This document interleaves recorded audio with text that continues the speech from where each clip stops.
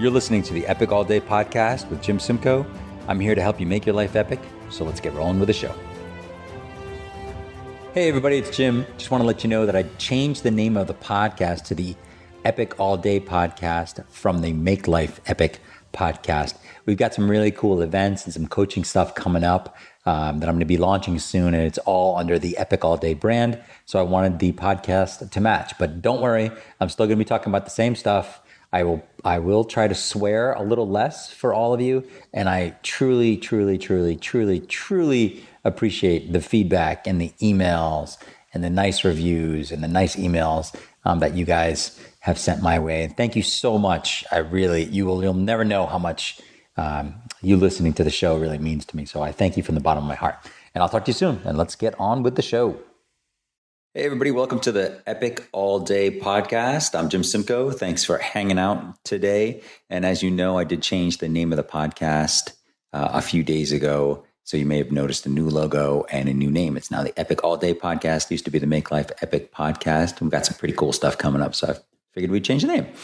Anyway, so today's topic is all about starting over. So this is something that is sort of near and dear to my heart and something that I've thought a lot about. And I was reading something this morning and I was like, you know what? I'm going to just run to the office and record sort of a stream of consciousness podcast about how to start over. This is one of the things that seems to come up for a lot of people once they're over 35 or once they're, once they've gotten a little settled in life and they want to make some changes. So these are just some tips. I've been in this situation before. I've started over in my career several times.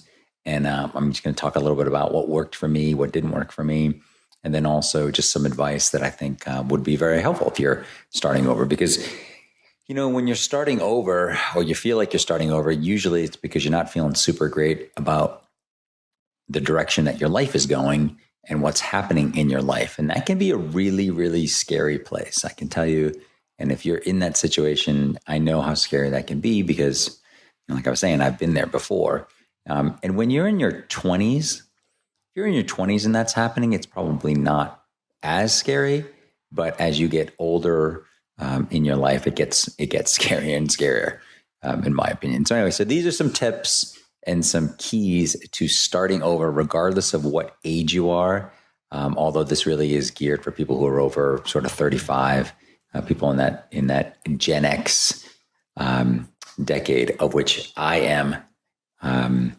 So let's get rolling. So the very first thing I think is really, really key is to write a personal manifesto. And I've talked about this before, and I'll put a link into a previous show where I talk about writing a personal manifesto. But really what's key about this is to recognize what's important to you in your life and really recognize the rules and the themes of your life and how you choose to lead your life, like what you want to do, what you don't want to do, what's important to you, what's not important to you. I'm not going to get too much into that because I already did a podcast on that, but I'll link in the show notes to it so you can check it out. So the very first thing is to have a personal manifesto. And it's really like a guide for your life. So you kind of know which direction you want your life to go in. The second thing is something that I'm just flat out stealing from James Altucher because I read him talk about it this morning. And that's about thinking about your life in themes. So like, what's the theme of your life? Are you here to help other people? Are you here to make a lot of money? Are you here to have a great family? Like what are the different themes in your life? And I find that these themes can often be situations or themes that occur simultaneously with other themes, or you sort of have one theme and then you get to a different part of your life and that theme ends and you start a new theme. Like I can tell you from my early 20s, I was all about making money. So making money and getting my career launched was my main theme. My theme was career. It really wasn't relationships. It really wasn't, quite honestly, it wasn't health. It wasn't friendships or anything. It was all about, okay, how do I accelerate my career? What do I need to do for my career? That was my theme. Once I started having kids in my mid 30s, my theme really became more about family and being immersed in family and what can I do to really make sure that I was protecting our family and making sure that, I was helping our family thrive. So that was a theme. And as I'm getting into my mid 40s. I mean, I'm 47. So Jesus, does that make me in my late 40s? I'm going to just keep saying that that's my mid 40s. So we're going to stay with that. We're going to say it's mid 40s, even though I'm 47. But as I'm in this age, I'm starting to think more and more about the next 30 years and what am I doing over the next 30 years. And so I'm really in sort of a planning and a resetting of my life theme. And my life is pretty good. I've got a great marriage. I have great kids. I enjoy what I do. But it's all about kind of resetting all of my previous and past expectations and figuring out really what the next stage is. So think about living your life in a theme. And sometimes themes will last a day. Sometimes they'll last a couple of years. You never know. But it's kind of an interesting way to look at living your life. Another thing to do when you're thinking about starting over, and again, this entire list, there's no order in this list. This is like a complete stream of consciousness that I kind of came up with this morning, that things that have worked for me and I think that will work for you. So another key in starting over is to immerse yourself in a new type of exercise. And I know that it might seem kind of crazy because there's nothing necessarily to do with the long-term direction of your life, but in many ways it kind of does, right? So try and go do something new. Now, like, I'm not telling you should go buy a pair of running shoes and go run 50 miles today, but try something new. Like, and this is what I found when I started CrossFit. And I think this is what you would find if you started, if you've never been to a yoga class and you went to a yoga class, you're just going to meet a completely different culture and you're going to meet completely different people than you typically would in your normal life. So if you're a person who, goes to a gym or goes to a personal trainer or just likes to run, and all of a sudden you start taking, you take up boxing or you take up jujitsu, you're going to be around a completely different community. And I find that when you're around a different community, you'll start thinking a little differently. You'll be exposed to some new ideas and you'll be exposed to some things maybe you hadn't thought of previously. And it really can open your eyes a little bit and enlighten you in some ways. So I would recommend immerse yourself in a new type of exercise. Pick something you've never done before. Pick something that maybe scares you a little bit. I talk about CrossFit a lot, but I will tell you that when I first started, I was scared out of my mind. I was, frightened to go in there because it felt so intimidating. And now it's like it's my second home and it's my second family. So just try and see if you can immerse yourself in a new type of exercise and see what kind of changes that brings to you, and try it for 30 days and see what happens. The fourth thing is as you're starting over, is to drink less booze. Okay. So whether you're a big drinker or not, I find that, drinking just tends to cloud your mind, and it doesn't just cloud your mind when you're drinking, that night or that day. It's usually the after effects last for a couple of days. So look, I'm not telling you to give up your weekend beers, and I'm not telling you to stop drinking wine during the week. What I'm saying is just drink less. Maybe your mind will open a little bit more if you drink less, and more opportunities will start presenting themselves. This whole thing about starting over really is about seeing the opportunities that are available to you in life that oftentimes are hidden in plain sight. And it's all about getting your head, just getting your head awake and waking up and figuring out what that stuff is and seeing it clearly. I think drinking less booze will help you. The fifth thing is to drink more water. So this one's easy. Just drink more water. It's better for you. It's healthier. You'll feel better mentally. You'll be more mentally alert. It's just, this is a simple one. I'm sure you've heard 1,000 times, so I'm not going to belabor the point. Just drink more water. 6, this one's a little bit more difficult. Forgive yourself for past mistakes. So this one is really, really tough when you're starting over, because typically when you're starting over, you're coming from a place of fear or regret or shame or something along those lines. And I can tell you, so I'm taking a drink of water. I can tell you from my own personal experience, this one is really, really, really difficult for me, because in sort of the economic collapse, and I've talked about this before, but the economic collapse of like 2008, 2009 through 2011 or whatever it was, I lost almost all of my savings. I would say, excuse me, I shouldn't say that. I lost all of my savings, and I had built up a pretty nice nest egg in the hopes of buying a house. And we live in San Diego, where house prices are just out of control. You spend $800,000 to live in a house the size of a VW Bug. So during that time when things were financially really, really rough, and marriage was rough, and just things were just rough, like the Patriots lost the Super Bowl 2 times between 2007 and 2011, which is brutal, right? It's 2017. I'm still recovering from some of that stuff. And it would be very easy for me to just continually dwell on those past mistakes, because they really set us back, 10 years, 5-10 years. And that's tough. It's tough. It's very difficult to forgive yourself for past mistakes, but it's also very difficult to starting over if you don't. So at some point you have to forgive yourself for past mistakes. So whatever you can do to do that, I would really highly suggest that you make that a top priority. It was something that was really important for me to do. I still struggle with it. So in many ways, I'm somewhat of a hypocrite in telling you this, because it's not something I've completely solved either. But the ability to forgive yourself for past mistakes, the ability to give compassion to yourself, the ability to love yourself, the ability to accept you for who you are, where you are right now in your life is key. You really can't start over without that. And you really can't really find true happiness without that. So start forgiving yourself for past mistakes, however you can do that. Okay. Number 7 is to determine what you want out of life, and then also determine what you need. So they sound very similar, right? So they sound super similar. What do I want? What do I need? It's kind of interchangeable. People think of them interchangeably. But here's the deal. Like, I want a Bentley. I want a trip to Hawaii. Like, I want a $2,000 custom surfboard. I need my daughters to love me.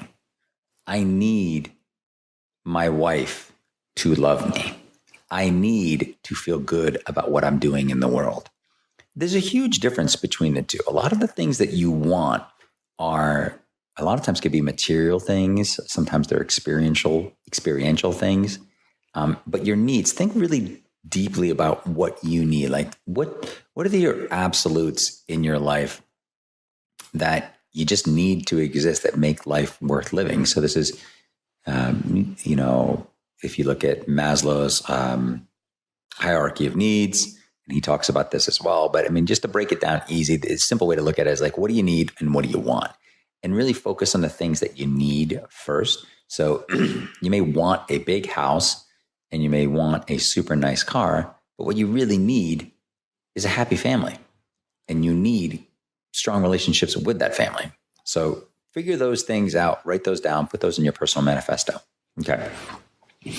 Number 8 is to find your inspirational examples. So find people in your world who inspire you and look to them and see how they did it and see what they're doing. And so, like, I'm not just talking about the Michael Jordans, the Oprah Winfreys, the Tony Robbins, the Elon Musks of the world, the Barack Obamas, or whoever, whatever political person, you respect.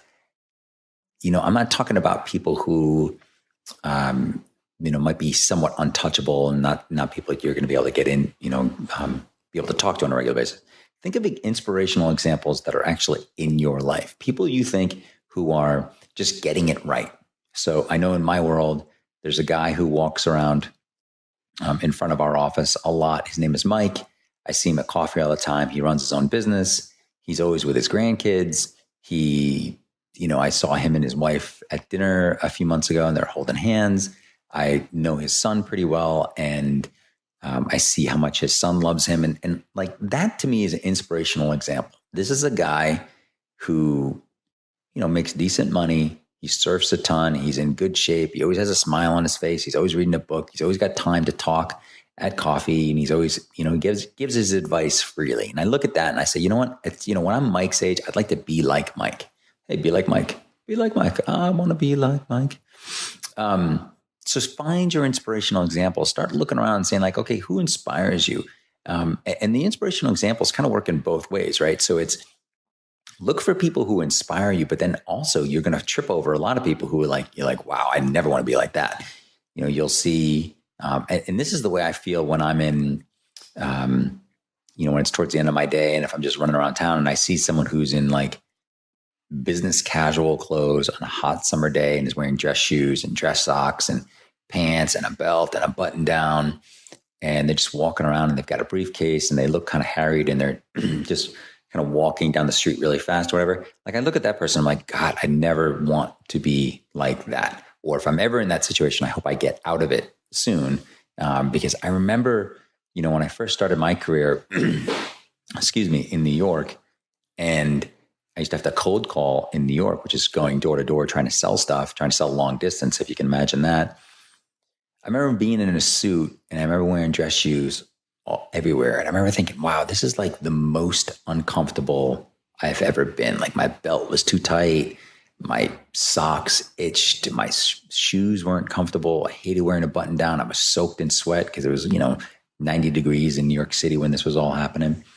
And I never wanted to be that anymore. And I'm lucky in the sense that I'm not. So I might be getting a little bit off track, but I think that that's the key, is to find your inspirational examples, both of who you want to be and then also who you don't want to be.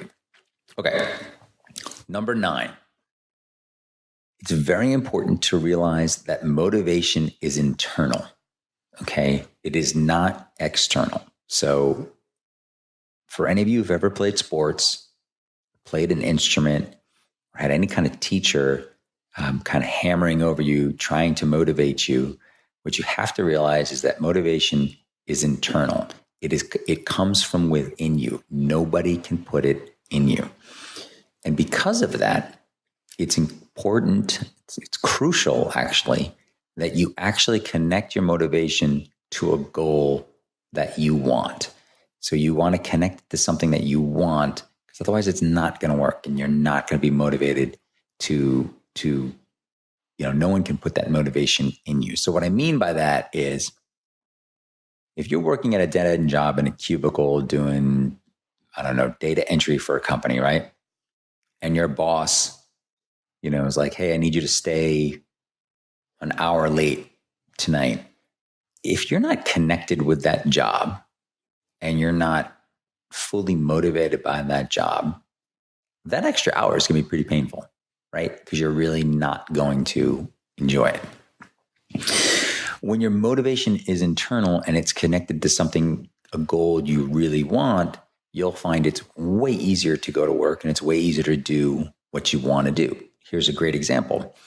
One example I think that works is that I am motivated personally to help people, to coach people, and to help people change their lives, and to help people, bring out their inner hero and all that other stuff that sounds super cheesy when you hear it, but it's something I truly believe, that we all have a hero and it's dying to get out and it's just trying to get out. Like, that's my motivation, is to help people do that, right?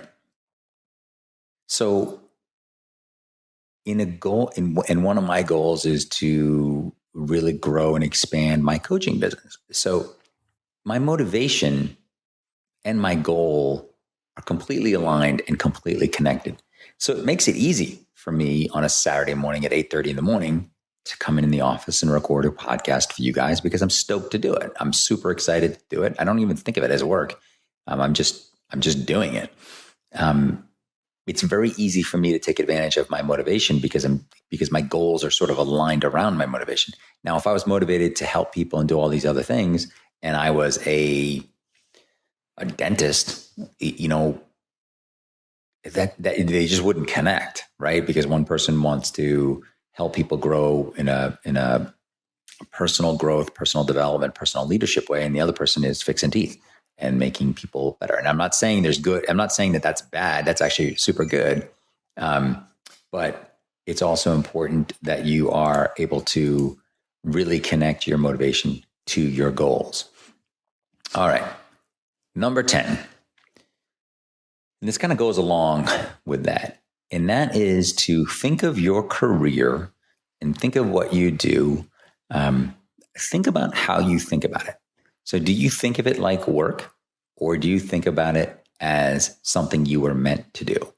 Now, what I'm not going to do is throw out these typical platitudes of like, do something you're passionate about, or only do what fills your heart. I mean, I think that those have some place, but really, like, the way I like to think of this is Bill Belichick, who is the head coach of the New England Patriots.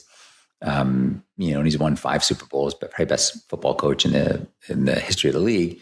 Someone asked him recently, because I think he's turning 65 or something. And they were asking him about the long hours and how he never, he only has a couple of weeks of vacation a year, and how he enjoy it, how he just puts his all into coaching. They said, well, what do you think about that? And he said, look, it beats working.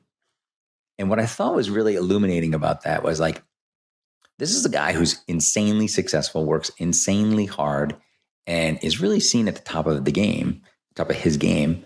And yet he doesn't even think of it as work.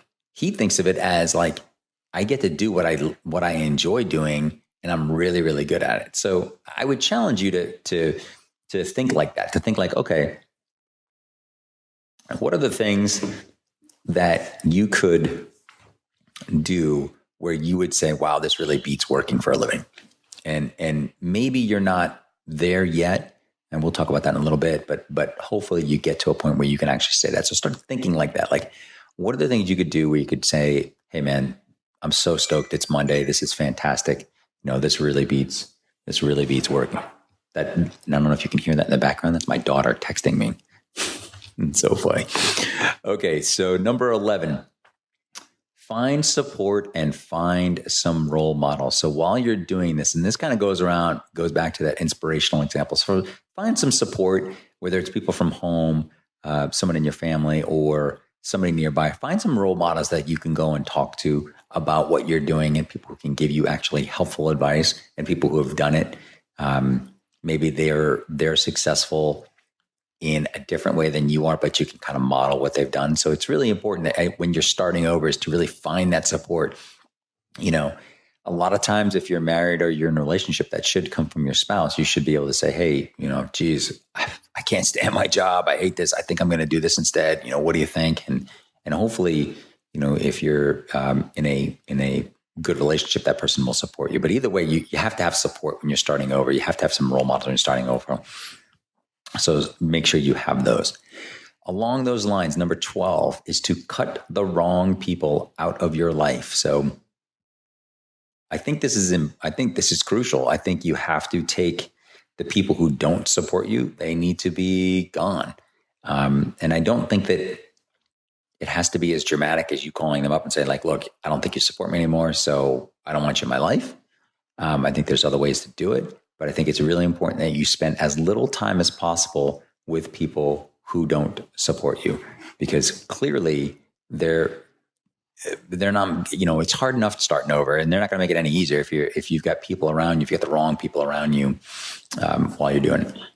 And there's a very easy way to determine whether or not someone supports you, and that is to look at that person or look at their name in your phone or whatever, and think about them and say, like, are they legitimately happy and legitimately supportive of me no matter what I do? Most of the time when you do that, it becomes either a yes or no answer. Like I had lunch with my friend Dan the other day, who's invested with us and is also just a great guy. And I really enjoy spending time with him. And I know, like, as an example, like, he's happy for me no matter what. So any successes that I have in my life, he's happy for. If I were to say, look, man, I'm going to go be a basket weaver in India, he'd be stoked for me. If I said I'm going to start being a yoga instructor and get yoga certified, he'd be stoked for me. He wouldn't believe me because he knows, probably like everyone else in my life knows, that I'm probably, when it comes to yoga, I'm horrible at it. And I know it's not a competitive thing. You're not supposed to be competitive in yoga. I get all that. But, it's not something that would be my strong suit. But anyway, so think about people in your life. Get the wrong people out of your life and stop spending time with them, or spend as little time with them as you possibly can. Along those lines, number 13 is to stop sabotaging yourself. Okay, so when you're starting over, it's really key that you think about all these things. But one of the first things you have to do is to stop sabotaging yourself. So before you can really develop a plan and figure out what you stand for and what you want and what you need, you got to stop digging the hole, right? So like the first, the old adage of like, when you're stuck in a rut and you're stuck in a hole, like what do you do? Well, the first thing you do is stop digging, stop making it worse. So whatever that means in your life, work on stop doing it. And I think that for each one of us, that means something. It means something different. For me personally, sabotaging myself is kind of like when I'm staying up way too late, and I'm getting crappy sleep, and I'm eating really bad, and I'm eating a ton of sugar, and I just don't care, and I'm acting like I just don't care, and I'm not really treating myself with any self-respect. That's how I sabotage myself. So some people will drink, some people will smoke, some people will, eat poorly or whatever your thing is, recognize what it is and do what you can to stop sabotaging yourself. That's the first thing in starting over. You got to be able to do that. Number 14. This is one I just started and I'm starting to really dig it. And it's called, what I want you to do is start a habit tracker. So what a habit tracker is just a simple way to track your habits. You can do this in a bullet journal system, which is just something that I just started doing. And I'm going to show, I'll post online kind of how I'm doing it and you'll see. But basically, it's something where you list things that you want to do every day or every week, and then you just check off when you've done them. So one of them, just as a simple example, could be like, brush your teeth, right? And you check off that you did it yesterday, and you check off that you did it today, and then you check off you do it tomorrow. And so you start seeing a chain of events of things that you've accomplished. And what happens psychologically and subconsciously is you just really don't want to break that chain. So one of mine that I'm going to start is no eating sugar after 8:00 at night, because I'm a complete Toblerone slut. Don't tell anybody that. And you can track it. So you can say, okay, I didn't eat it. I didn't have any sugar last night after 8, then the next night. And you just don't want to break that chain. So start a habit tracker. I'll show a little thing on that, on the show note. So that's the one, that's number 14. Number 15, this one's a bigger one, but to get a handle on your money. So when you're starting over is figuring out how to get a handle on your money. So spending less than what you make, putting some money away in savings. It's a totally different topic that I'm not going to get into here, but just it's important as you're starting over to do whatever you can to get a handle on your money. Okay. Number 16, I read this in a blog post by, I can't remember the guy's name, but the site is Life Without Pants, which is a pretty cool site. It's a great name, first of all. And it's just also a pretty cool site. I like what the guy has to say. I think his name is, I can't remember his name, but anyway, I think it's Alan. But anyway, it's to find work and then find work you love. So I think the key is when you're starting over, you have to recognize that you may not be able to do really what you want to do because you have bills to pay and you have a family to support and what have you. But so just get work, right? So whether it's staying in your current job or getting something new that pays the bills, find that work, but then actively look for work that you love and that you really want to do. So one of my very good friends, I'm not going to say his name because I'm sure he's probably listening, is just recently was downsized from a real estate tech job several months ago, and really, mid 30s, not super sure what he wants to do with his life. And he ended up taking a job at another real estate company in the meantime, really just to kind of pay the bills and really actively start looking for really what he wants to do. And I thought that was pretty smart. I think it's smart to be like, okay, look, I'm going to go do this for a year while I'm making money and really spend that year in my off time figuring out what I want to do and finding work that I love. And I think that is a really smart move by my friend. So find work and then find work that you love. And and this is if you're unemployed or you have the ability to do so, do that. Okay. Number 17. This is an interesting one for me, but I think that you really have to realize that, even if you're in your 40s, realize that you have plenty of time left to change everything, but then also realize that you got to start now, right? So think about that in the sense that if you're in your 40s, you're probably going to live until you're 85, right? I'm just making the math easy and totally stereotyping and totally generalizing. But let's say say you're 45 and you're going to live to your 85, right? So you have a ton of years left, and say the last 10 to 15 years are going to be spent in retirement. So you've got a good 20 or 30 years left of work, of meaningful work, and building a nest egg that you can do and really, contributing to your family over that time. So you have plenty of time. So this isn't like you're 75 and starting over. That's probably a different podcast. And that's something I have zero experience in. So I probably won't ever talk about that. But it's important to realize that you've got plenty of time left, but then also realize that, like, look, you're not in your early 20s anymore. So you got to get started. You got to get rolling now. So just know that you've got plenty of time, but then also the time to start is now. Don't wait. If you can avoid it, don't wait. Just get going now. Number 18, which aligns with this, is to start with a ridiculously small step. So when you're starting over, it's such an enormous task, right? And it's this enormous thing that you're like, oh my God, I want to start over in life. Like, it just sounds insane in terms of what you have to do, right? So what I would suggest is to start with an incredibly easy step. And one of the easiest steps I could suggest to you would be to buy a journal. Buy a dot journal. So a journal that's got like little dots in it that you can write with. I'll link to that. I'll show you the ones that I use. I use a journal by Rhodia. Just buy it. Go on Amazon, buy a journal, and start writing out. Maybe start with your habit tracker. Maybe start doing a bullet journal. Maybe start journaling every morning. But do that is something that could take you literally 2 minutes to do on Amazon, and it'll get you going in the right way. So start with an incredibly small step. And so that's the key, is like, if you think of this, and I read this recently, where like, think of like the very first step is like a small domino, right? And then the next domino is a little bit bigger. So maybe the small domino is you buy a journal. Maybe the next domino is that you spend 10 minutes a day writing in it, right? The next domino is that you start a blog. And that's a little bit bigger. And then the next domino is you start, you write a program. And then the next domino, which is a little bit bigger, is that you start selling that program. So everything starts with a really, really small domino. And then eventually you're able to knock down the biggest domino possible, because you started with the smallest domino. So think of that and start with a ridiculously small step. It's something I think would be very valuable for you.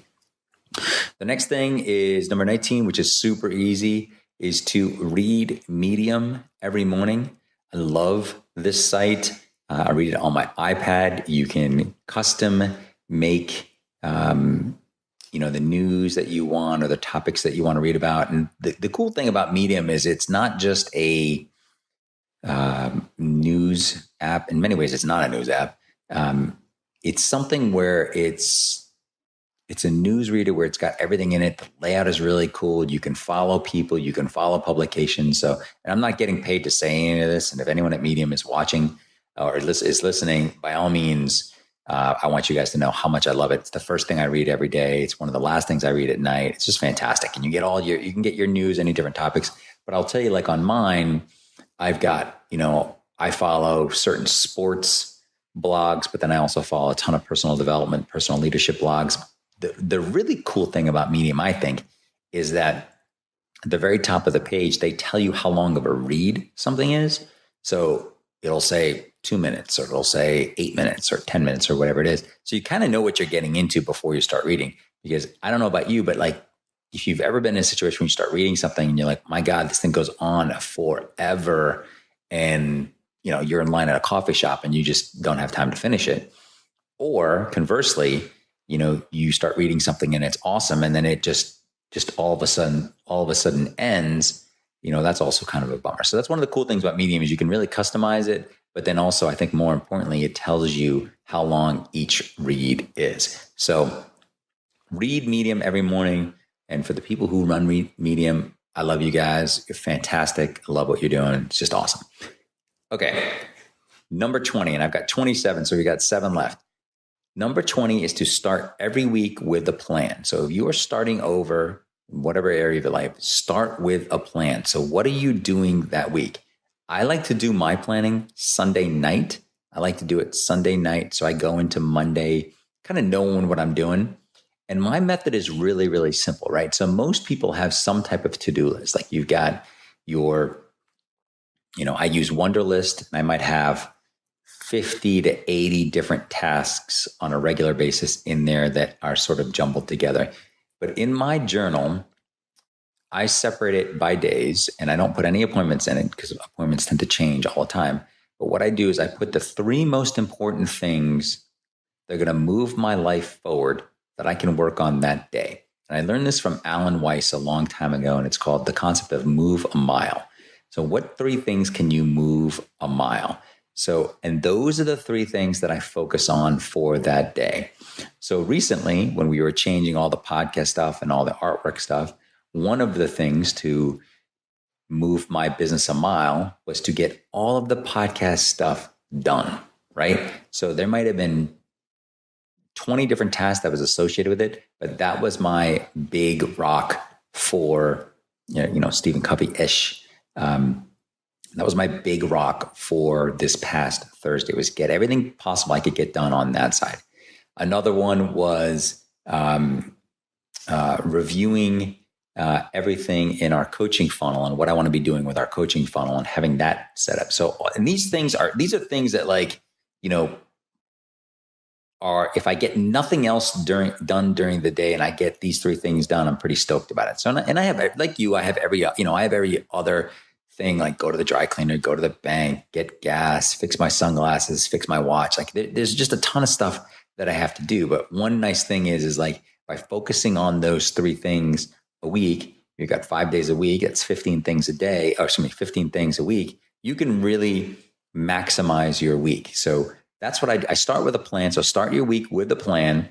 What are the 3 things a day that you really want to focus on that would really make you feel like you accomplished something at the end of the day when you're going to bed? And then what you can also do is you pick out 3 overriding goals for the week.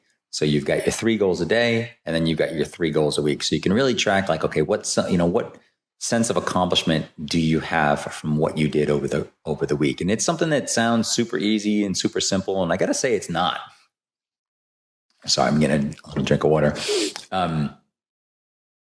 It sounds easier than it really is, because sometimes it's really kind of hard figuring out, okay, what are the 3 things that would be most impactful for me to achieve this week, or on a daily basis. It makes you think about it. It makes you think about your life. Makes you think of what you're trying to do. And I think when you're starting over, that's really important. You really need to know what that is.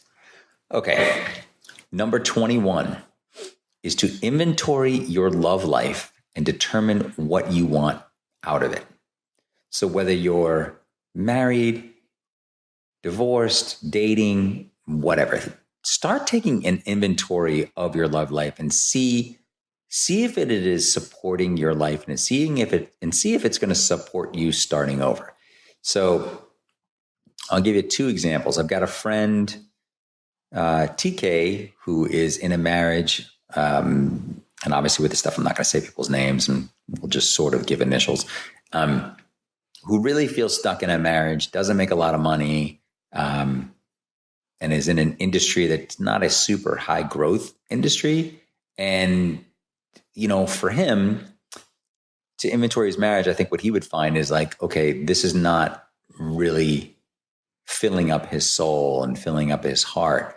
And I think maybe it would make sense for him to question that a little bit and figure out like, okay, is it something that is really going to support him long term?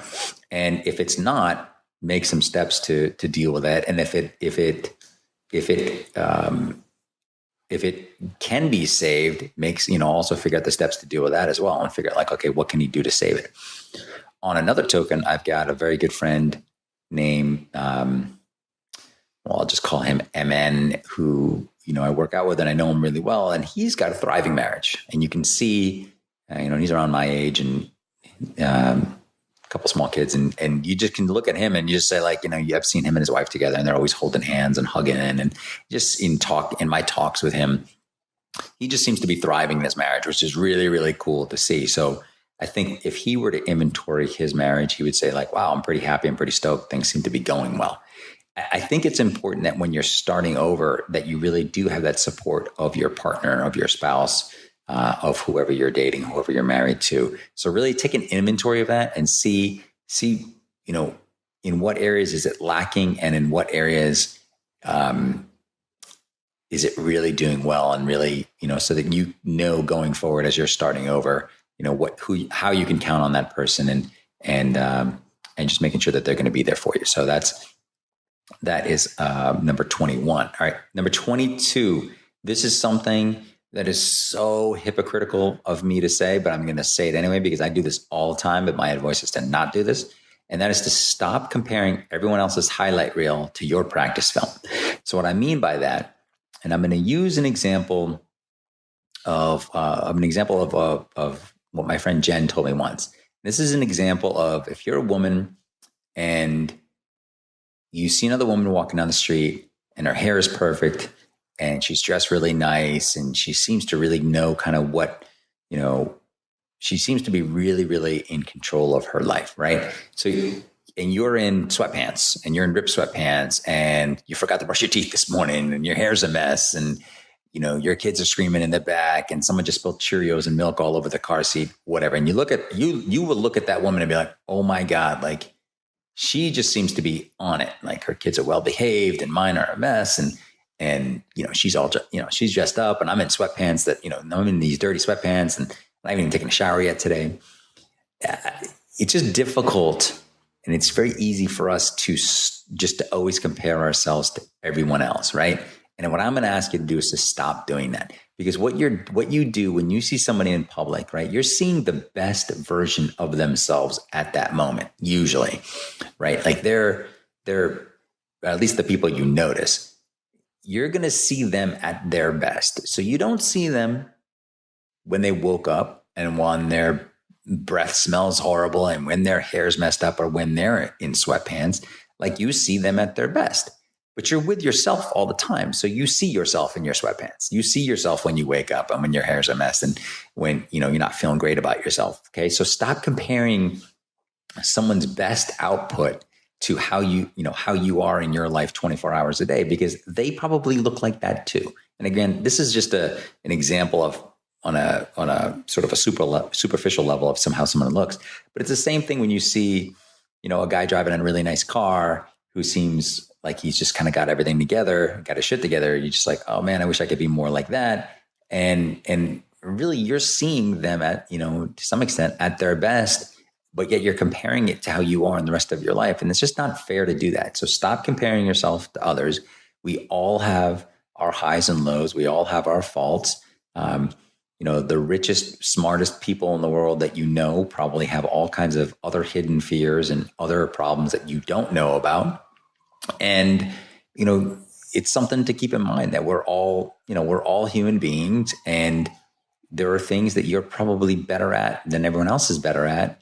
And that's good. Right. And then, so just stop comparing yourself to other people, because it's just going to drive you freaking nuts. I know it does with me. And so I'm suggesting you stop doing it in your life. And luckily I've been getting better and better at that. So I don't do that as much anymore, but it still happens occasionally.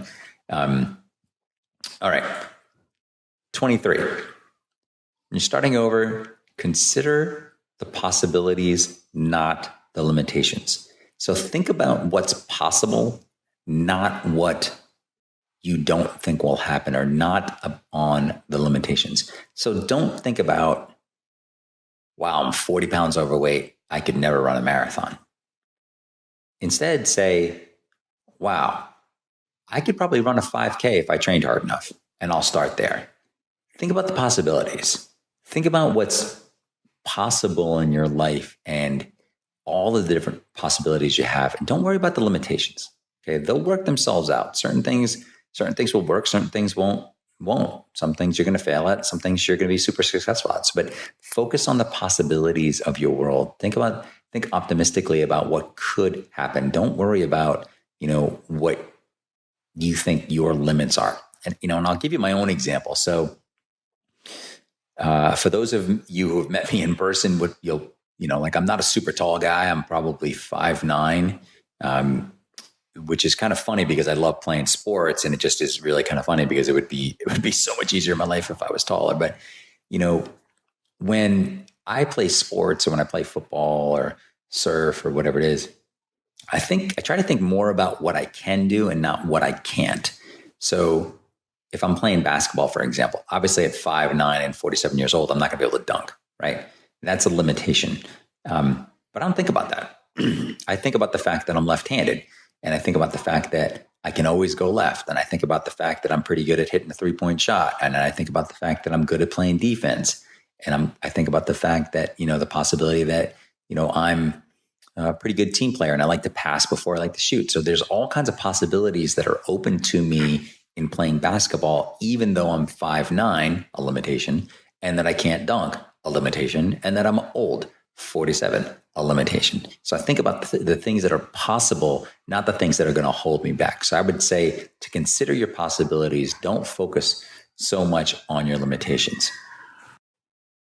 Okay, number 24, and I realize we talked about that this a little bit, but just again, realize that you've got a good 30 years left. So no matter where you are, you probably have at least 30 years left. And think about that. That's a long period of time, right? That you could basically be born, go to high school, go to college, get married, and have your own kid in 30 years. 30 years is enough to reinvent yourself several times. I think there's a ton of stories about people who toiled away at some job, and then when they were 45, 50 years old, did something different, and that's how they found their niche. I think Colonel Sanders didn't even really start Kentucky Fried Chicken until he was 50 to 56 or something like that. And I know that that's probably a horrible example, since I don't even eat chicken, and I haven't been a KFC in probably 20 years, but that's the first one that popped in my head. So anyway, just realize that you've got about 30 years left. You have a good 30 years left, so you have plenty of time. Okay. Number 25. This is something I read from Scott Adams' book, who is the guy who created Dilbert. Pretty insightful book. And really what it is number 25 is, if you're starting over, is to determine your talents. So what are you better at than 75% of people you know? Okay. And then ask yourself, in your job or in your career or in your world, are you doing work that really plays to that strength, right? So if I'm a really good speaker, right, and I'm just awesome on the stage or whatever, and I was I'm trying to think of a good example. If I was an accountant, okay, would that be a really good use of my skills? Obviously, probably not. And if I was really good at being an accountant and I was a dentist, that also would be a problem, right? So think about what you're really good at. What are your talents? What are you better at than everyone else? What are the things that people say to you, hey man, you should do this a lot, or you're really good at this, or you're really good at this. I see these examples in my life all the time. Like I've got my oldest daughter is an incredible writer, and she is, she's been published. She was published when she was 10. She's getting published again. And anytime she writes something, people tell her, wow, God, you're such a good writer. You really are a good writer. And she's heard it over and over and over and over and over and over again. And I think it would be smart for her to really explore that in her life, because she's already good at it and she's young, and it's something that makes sense for her. So it's something to think about, is to figure out, what are your talents? What are you better at than 75% of the people you know, and really focus on those. Make sure your work is in line with that. Make sure the rest of your life is in line with that, because that will make the rest of your life way easier if you're able to do that. Okay. Number 26 is to get your morning right when you're starting over. And that is to figure out what works for you and what doesn't. And so what I mean by that is I think the morning is probably the most important time of your day. It's how you set up the rest of your day. And whether you're a morning person and you wake up at, 5:15 like I do without an alarm clock, or you're a late riser who doesn't wake up until 11, doesn't matter. Whatever your morning is, get it right and figure it out. So for me, for example, a typical morning is I drink a big glass of water. As soon as I get up, I have a protein shooter. I don't have food, quite honestly. Like I don't like to eat first thing in the morning. I don't like breakfast food. And so I've never liked it. And so I usually feel better when I just have the protein shooter and nothing else. And then I'll have a snack mid-morning. I'll also check email briefly just to get it out of the way. And I know that there's a lot of people out there in the personal development world, personal growth world, who say like, oh, you shouldn't check email. You should spend an hour meditating and stretching and having a great breakfast and doing this and hugging a tree and looking up at the sky. And that's all wonderful. But for me, it doesn't work. I have to just check email so it's out of my head. So I make sure that there's nothing crucial that I have to take care of right away. And usually, quite honestly, it doesn't take me that long. It takes me like a couple minutes, and I'll see if there's anything that I have to deal with right then and there. 9 times out of 10, there isn't. So I go into the rest of my morning a little bit more relaxed. Another thing that I do is before I take a shower, I load up my car with whatever I need. So I put my gym stuff in there. I put my computer bag with my stuff in there. I put my sunglasses in there. I put my water bottle in there. I put all that stuff in my car before I even take a shower. Now, I have the luxury of having my car right outside my door, so this is easy for me. If you live in a big city and your car is half a mile away, or it's a pain in the ass to get to your car, then this, quite honestly, isn't advice you're going to be able to take. So, sorry about that. But for me, it's great because what I do then is after I take a shower and I get ready, all I'm doing when I walk out of the house, all I have is my keys and my wallet.